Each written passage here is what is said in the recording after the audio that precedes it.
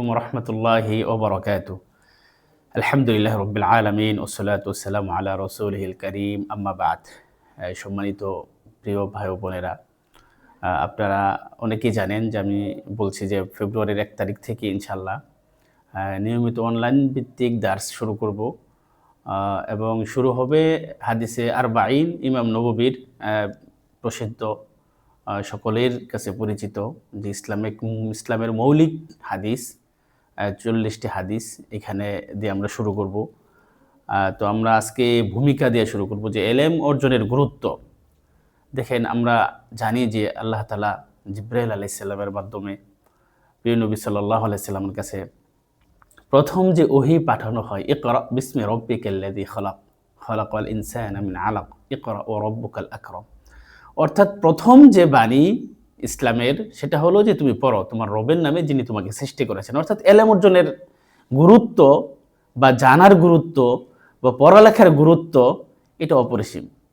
তো এটা একটা গুরুত্ব বহন করে। এই জন্য আমাদের সকলেরই ইসলামের প্রয়োজনীয় এলেম অর্জন করা সকলের উপর কর্তব্য, প্রত্যেক মুসলিম নরনারীর উপরে।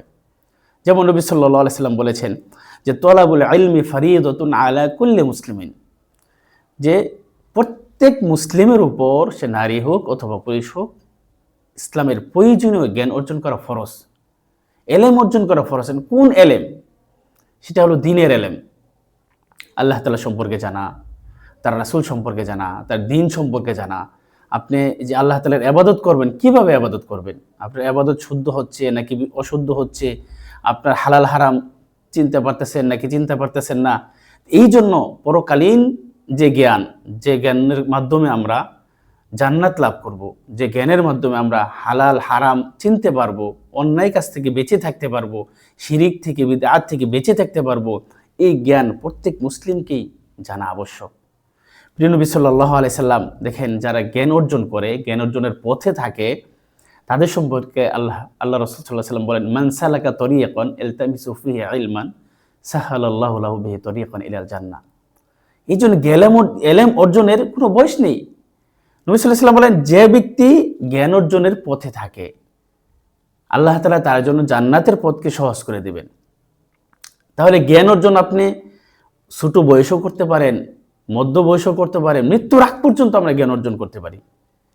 আমাদের উচিত যে নির্দিষ্ট কোনো বয়স নেই এলেম অর্জনের। আমরা মক্কা মদিনায় দেখি যে মুরব্বীদের হালাকা আছে, বয়স্কদের হালাকা আছে, ছোটদের হালাকা আছে, ছাত্রদের হালাকা আছে এলেম অর্জন করার জন্য।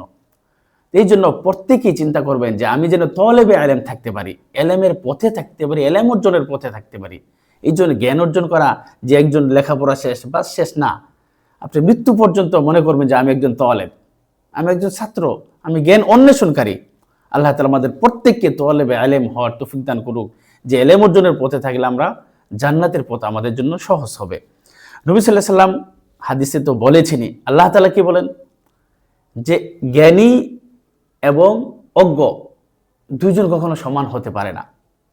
আল্লাহ তাআলা বলেন, হাল ইস্তাবিল লাযীনা ইয়ালামুন ওয়াল লাযীনা লা ইয়ালামুন। তার রাসূলকে বলেন যে হে রাসূল, আপনি বলে দিন, কুল হাল ইস্তাবিল লাযীনা ইয়ালামুন ওয়াল লাযীনা লা ইয়ালামুন। যারা জানে, অর্থাৎ যারা জ্ঞানী এবং যারা জানে না, যারা অজ্ঞ, তারা কি সমান হতে পারে? যে কোনো বিষয়ে আপনি যখন একটা বিষয় জানা থাকবে, তখন আপনি সেই বিষয়ে গুনাহ থেকে বেঁচে থাকতে পারবেন, সঠিকভাবে সেই ইবাদত আমলটা আপনি করতে পারবেন, অন্যের কাছে জিজ্ঞাসা করা লাগবে না। তা আমরা অনেকের কাছে জিজ্ঞাসা করতে গিয়ে অনেকেই বিভ্রান্ত হই যে কোনটা সঠিক, কোনটা আমল করবো, অথচ আমরা কিতাব খুলে জ্ঞান অর্জন করতে পারি না। এখন অনলাইনের যুগ, প্রযুক্তির যুগ, আপনি অল্প সময়েই ইসলামের বিভিন্ন বিষয় আপনি কি খুঁটিনাটি বিষয় জানতে পারবেন। আল্লাহ তাআলা আমাদের সেই তৌফিক দান করুক।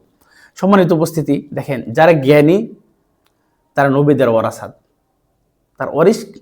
আল্লাহ রাসূল বলেন, ইন্নাল উলামা ওয়ারাসাতুল আম্বিয়া। যারা আলেম, যারা জ্ঞানী, তারা নবীদের উত্তরাধিকারী। কিসের উত্তরাধিকারী? সম্পদের না, জ্ঞানের উত্তরাধিকারী। এই জন্য আমাদের উচিত বেশি বেশি ইসলামের জ্ঞান অর্জন করা, যেন আমি নিজে বাঁচতে পারি, আমার পরিবারকে বাঁচাইতে পারি, যেন আমি দাওয়াতি কাজ করতে পারি। আর যারা জ্ঞানী, যারা দ্বীন সম্পর্কে জ্ঞান রাখে, ইসলাম সম্পর্কে জ্ঞান রাখে, তারা আল্লাহ তাআলাকে বেশি ভয় করে। যেমন আল্লাহ তাআলা বলেন, ইন্নামা ইয়াখশাল্লাহ মিন ইবাদিহিল উলামা। যারা উলামা, যারা আলেম, যারা জ্ঞানী, তারা আল্লাহ তাআলাকে অধিক ভয় করে। কারণ আপনি বুঝতে পারবেন যে একটা অপরাধ করলে সেই অপরাধের কি পরিমাণ পাপ হতে পারে, এর বিচার, এর দণ্ড, এর শাস্তি কি পরিমাণ হতে পারে। যে জ্ঞানী সে জানবেন, যে জ্ঞানী না সে তো বুঝতে পারবে না। যেমন মনে করেন শিরিক এমন একটা ভয়াবহ অপরাধ যে আল্লাহ তাআলা তার জন্য জান্নাত হারাম করে দিয়েছেন। এই যে ব্যক্তি জানে না শিরিক কি জিনিস, একজনের জিনা করলো, ব্যভিচার করলো, এর শাস্তি কি, যে জানে সে বুঝতে পারবে, সে তওবা করতে পারবে যে আমি অপরাধ করছি, আল্লাহ তুমি আমাকে মাফ করে দাও। একজন চুরি করলো, চুরির কি শাস্তি সে যদি না জানে, এলেম না থাকে, সে আল্লাহর কাছে তওবা করবে না।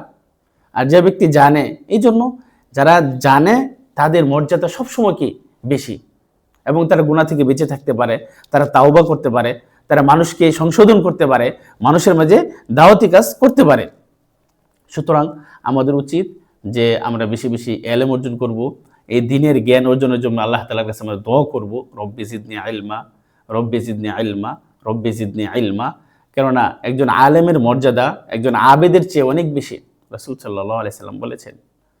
সুতরাং আমরা ইবাদত করব, ইবাদতের আগে অবশ্যই জানা দরকার আল ইলমু ক্বাবলা আল আমাল।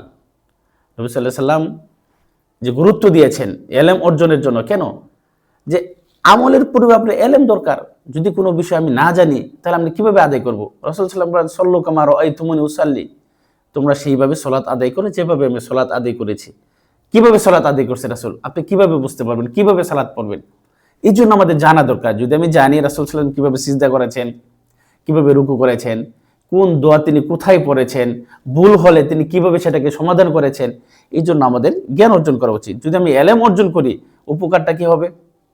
যে আপনি সঠিকভাবে শুদ্ধভাবে ইবাদত করতে পারবেন, আল্লাহ তাআলার ভীতি আপনি অর্জন করতে পারবেন। এটা একটা সদকা জারিয়া হবে যে আপনি ইলম অর্জন করে অন্যকে দাওয়াতি কাজ করলে সে আমল করে যে সব পাবে, আপনার আমল নামায় সে সব মানে জমা হয়ে যাবে। এটা সদকা জারিয়া। তারপরে হালাল হারাম সম্পর্কে আমরা জানতে পারবো, সহিহ আকীদা, বিশুদ্ধ আকীদা সম্পর্কে আমি জ্ঞান অর্জন করতে পারবো। তারপরে বিভিন্ন প্রকার গুনাহ, অপরাধ, পাপ থেকে আমি বেঁচে থাকতে পারবো। আল্লাহ তাআলা আমাদের সকলকেই এই দিনের জ্ঞান অর্জন করার তৌফিক দান করুক। আমরা এই যে গ্রুপে আছি, প্রতিদিন আমরা চেষ্টা করব, দিনে প্রতিদিন 5 থেকে 7 মিনিটকে আমরা এই ভিডিওগুলো শুনতে পারবো না। এই ধারাবাহিকভাবে যদি আমরা প্রতিদিন শুনি, বছর শেষে দেখবেন, মাস শেষে দেখবেন যে আপনি অনেক জ্ঞানের অধিকারী হয়ে গেছেন, অনেক বিষয় আপনার জানা হয়ে গেছে। আল্লাহ তাআলা আমাদের সকলকে তৌফিক দান করুক। আসসালামু আলাইকুম ওয়া রাহমাতুল্লাহি ওয়া বারাকাতুহু।